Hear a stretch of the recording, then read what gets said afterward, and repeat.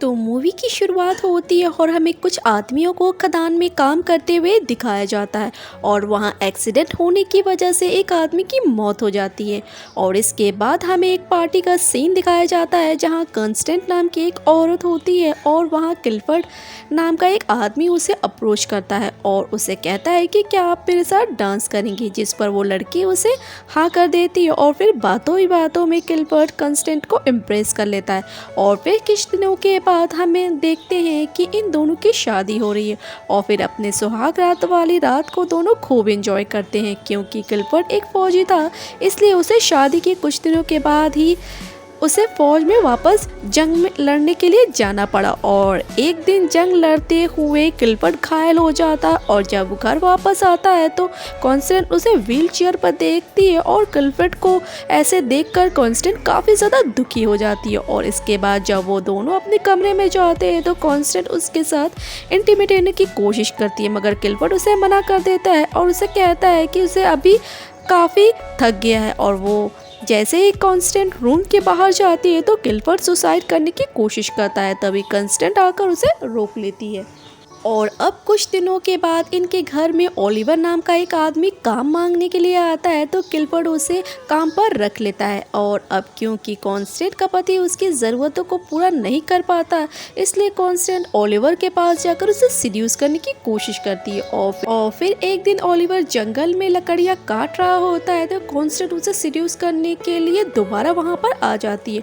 और जब ओलिवर उसे बिल्कुल भी घास नहीं डालता तो वो वहाँ से जाने लगती है। तभी अचानक से वहाँ पर जोर से बारिश आ जाती है और जिसकी वजह से ओलिवर उसे अपनी कुटिया में जाने के लिए कहता है और वो उसकी कुटिया में जाकर अपने कपड़े उतार कर सुखाने लगती है। और कपड़े सूखने के बाद वो वहाँ से पहन कर वहाँ से जाने लगती है। और फिर उसी रात वो क्लिफर्ड के साथ इंटीमेट होने की कोशिश करती है, मगर भाई क्लिफर्ड का नीचे का हिस्सा पूरी तरीके से ख़राब होने की वजह से वो कुछ भी नहीं कर पाता और इसलिए वो बहुत सारी थेरेपी ट्राई करता है, मगर इसके नीचे का हिस्सा टस से मस ही नहीं होता। और अपने अंदर की लगी आग को बुझाने के लिए कॉन्स्टेंट दोबारा ओलिवर के पास जाती है और उसे सेड्यूस करने लगती है। और अब की बार ओलिवर अपने आप पर कंट्रोल नहीं कर पाता और पिघल जाता और उसे अपने कॉटेज में लेकर खूब इंजॉय करता है। रात कॉन्स्टेंट को इंटीमेट होने की खूब इच्छा होती है तो वो फिर से भागकर ओलिवर की कुटिया में जाती है जहाँ पर वो दोबारा इंटीमेट होते हैं।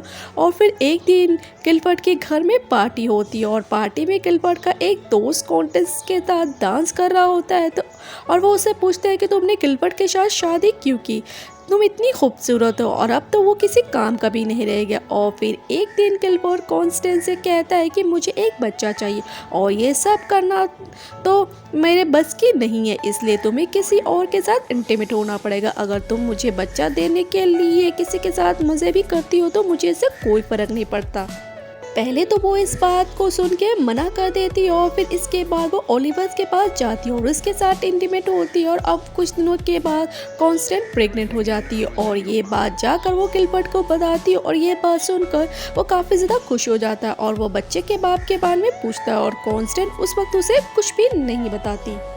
और फिर एक दिन क्लिफर्ड और कॉन्स्टेंट जंगल में जा रहे होते हैं, तभी क्लिफर्ड की कार कीचड़ में फंस जाती है और तभी ओलिवर वहां पर आकर उसकी कार को धक्का देकर वहां से इसे निकालने की कोशिश करता है, मगर कोयले की खान में काम करने की वजह से उसके लंग्स खराब हो चुके थे और वो काफ़ी ज़्यादा खांस रहा होता है। जिस पर कॉन्स्टेंट क्लिफर्ड को कहती है कि हमें ओलिवर को डॉक्टर को दिखाना चाहिए। इस पर क्लिफर्ड कहता है कि वो सिर्फ हमारा नौकर है। कॉन्स्टेंट भाग कर ओलिवर के पास जाती है और ओलिवर उस से कहता है कि तुमने सिर्फ बच्चे के लिए मेरा इस्तेमाल किया। तो उस पर कॉन्स्टेंट कहती है कि नहीं, ऐसा नहीं है, मैं अब तुमसे प्यार करने लगी हूँ। और बच्चे होने की खुशी में क्लिफर्ड अपने घर में पार्टी रखता है जिसमें बहुत सारे लोग आए हुए होते हैं और मिस बोल्टन को पता है कि ये बच्चा किसका है और बोल्टन एक लेटर लिखकर क्लिफर्ड को बता देती है कि ये बच्चा किसका है। और इस बात से क्लिफर्ड और कॉन्स्टेंट के बीच में काफ़ी झगड़ा होता है और क्लिफर्ड कहता है कि तुमने मुँह मारने के लिए कहा था और तुमने एक नौकर के साथ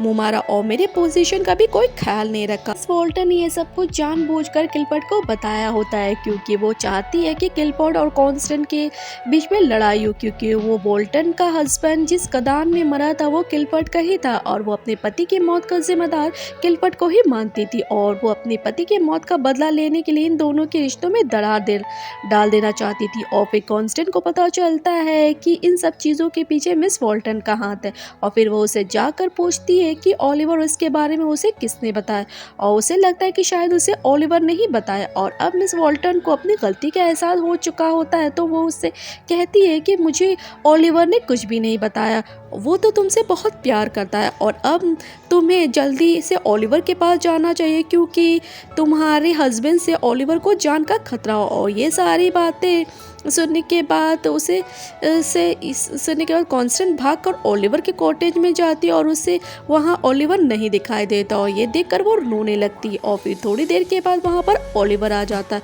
और उसे देखकर वो काफ़ी ज़्यादा खुश हो जाती है और वो उसे गले लगा लेती है। और इसके बाद कॉन्स्टेंट अपने घर जाकर किलपर्ट से डिवोर्स मांगती है और किलपर्ट उसे मना कर देता है और वो कहती है कि उसे ओलिवर से बात करनी है। और ओलिवर के वहाँ आने के बाद उन दोनों के बीच में बहस होने लगती है, जिसे देखकर कॉन्स्टेंट ओलिवर के साथ किलपर्ट को छोड़कर जाने लगती है और इन्हें जाता हुआ देखकर किलपर्ट इसे डिवोर्स देने के लिए हाँ कर देता है। और इसी के साथ इस मूवी का यहीं पर एंड हो जाता है। Thank you for the watching.